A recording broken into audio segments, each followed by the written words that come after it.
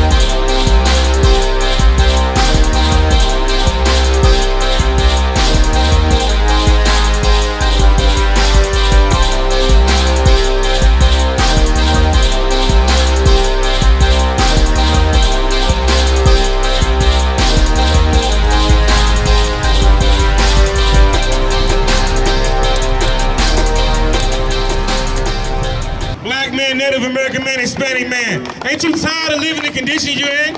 Aren't you tired of being on the bottom of the earth? Well, it's time to get back with Christ and follow his large statutes and commandments so he will have his protection. He won't fight for us if we're not willing to fight for him. That's right. What you got? The book of Romans, chapter 6, verse 1. What shall we say then? Shall we continue in sin that grace may abound? Now your Christian churches say, well, we under grace. We don't have to follow these large statutes and commandments because we're under grace. What does the Bible say?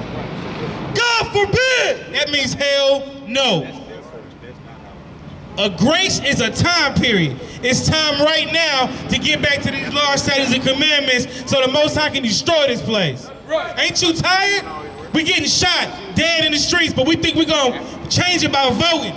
We think we're going to change it by putting a Black Lives Matter t-shirt on. Right. We think we're going to change it by marching and begging our oppressors. Well, your Christian pastor has taught you good to want to join your oppressors. He taught you to join them so much so that's false hope to vote and think you're going to change. These is Christians, man. We get Matthew 6 and 14, 15.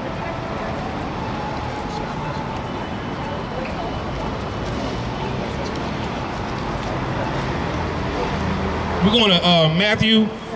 We're going to Romans chapter 6 and 15. Romans chapter 6 and 15. Let me get Romans chapter 6 and 15. And we're going to show you how the Lord told you not to sin and follow these large statutes and commandments until the end. Read what you got. The book of Romans, chapter 6, verse 15. What then? Shall we sin because we are not under the law, but under grace? God forbid. Black man, Native American man, Hispanic man, we are not to continue to sin just because we feel like we're under grace. That's a lie that the Christian church has taught us. Let me get Matthew. Grace is a time period. Like when you have a rent due, you got from the 1st to the 10th to get that in, or you're gonna get put out. That's right. Christ got a time period before he come back and catch you still sinning. Right. And heads gonna roll. Let me get, and you should use this grace period to come into the Israelite school of universal practical knowledge. Come back to your culture. Right. Come back to your God, not the God of everybody. That Christian church has taught you to think that God for everybody. Right. God not for everybody. God's for the so-called black, so-called Native American, and the so-called Hispanics. That's right. And until we get back to these large statutes and commandments, we're going to be like bastards to him. That's right. We're going to continue to get punished. That's right. Read what you got.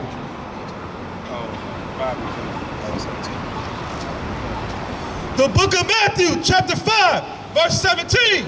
Think not that I am come to destroy the law or the prophets. I am not come to destroy, but to fulfill. I am not come to destroy the law. Let me get 1 Peter 1 and 25.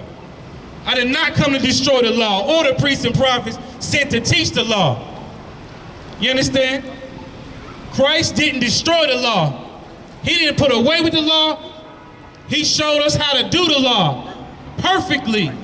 Christ was perfect. The scripture says, be ye perfect as your Father in heaven. That's right. Christ didn't break the law, and he didn't eat pork, crab, or lobster.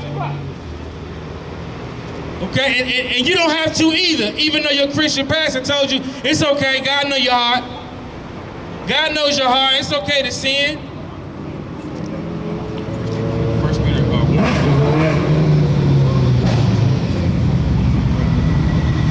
1 Peter chapter 1, verse 25.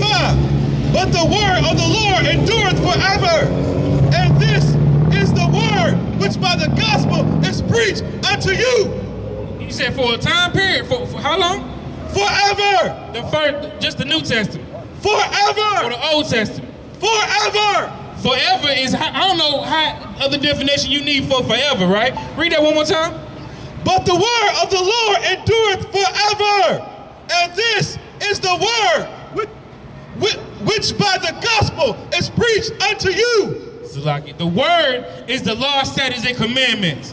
And we are supposed to follow these laws, statutes, and commandments into the end, forever. Till Christ come back to this place is on fire, we are supposed to be following these laws, statutes, and commandments. That's right. Let me get Romans 6 and 15. Let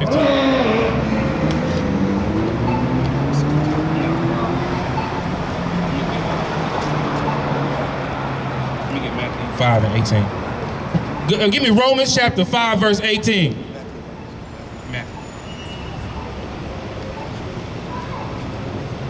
We think we're going to change the conditions by putting somebody in office, when we're going to get destroyed either way until we get back to these laws, statutes, and commandments. That's right.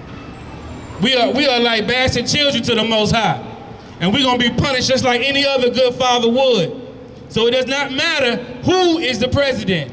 It does not matter if it's a sin to vote. Read what you got. The book of Matthew chapter 5 verse 18. For verily I say unto you, till heaven and earth pass, one jot or one tittle shall in no wise pass from the law till all be fulfilled.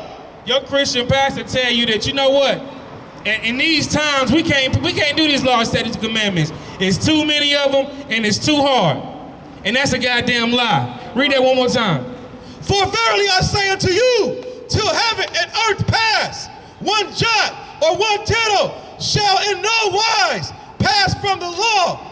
As long as we still walking this earth, we ought to follow his laws, statutes, and commandments so he can put us back where we belong, which is rulership. Right. He will put us above all these other nations on the planet if we get back to these laws, statutes, and commandments. That's right. But your Christian pastor will have you believe that we're going to march and pray and beg, and guess what? We're going to still be in the same condition we in, because he's a dumb dog. That's right. Read that again. For verily I say unto you, till heaven and earth pass, one jot or one tittle shall in no wise pass from the law till all be fulfilled. Let me get Romans chapter 6, verse 1.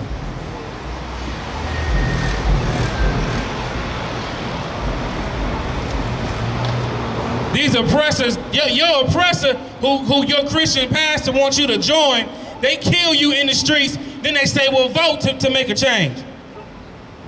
They're going to kill you regardless. Because they the devil that the Bible speaks of. That's right. Read what you got.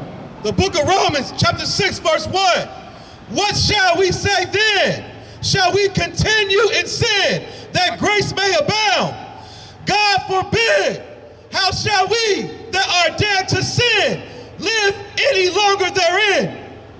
If you want to live, you need to follow these laws, statutes, and commandments. If you want to die, you just continue to not follow these laws, statutes, and commandments like your Christian pastor do. Right. Okay, voting is not going to change the conditions of our people. That's right. Okay, the change the conditions of our people are to get back to these laws, statutes, and commandments. We're going to stay in the condition that we in until we get back to in the good grace with the Most High. Right. And that's not going to change by voting. That's not going to change by marching. That's not going to change by begging your oppressors to love you, because they don't love you. We want no cowards in our camp, holy man.